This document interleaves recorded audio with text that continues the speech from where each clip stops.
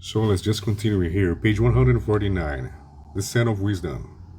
Teachings of the Noble Nagarjuna. Let's start here. To put, in the form of a logical reasoning, pleasant and unpleasant do not truly exist because the basis for respective notions of pleasant and unpleasant are individuals and objects that themselves are appearances emptiness. Like illusions and reflections, if there is no support or basis that can have these qualities of pleasant and unpleasant, then how can the qualities themselves really exist? They cannot. Another way to analyze it is to look at the very notions of pleasant and unpleasant themselves. Pleasant and unpleasant could truly exist only if they did so independent of each other.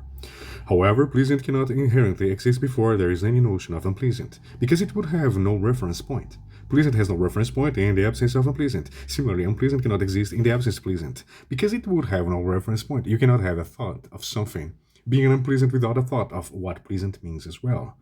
Therefore, pleasant depends for its existence or on unpleasant, but unpleasant itself depends on it pleasant to exist. Therefore, neither one truly exists, as Nagarjuna teaches beginning with the 10th verse.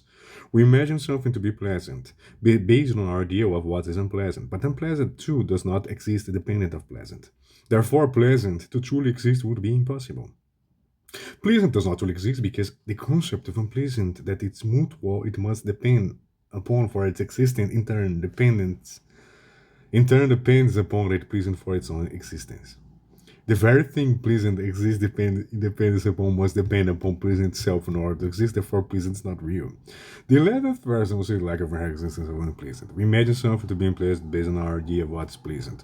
But pleasant too does not exist independent of unpleasant. Therefore for unpleasant to exist it would be impossible. That's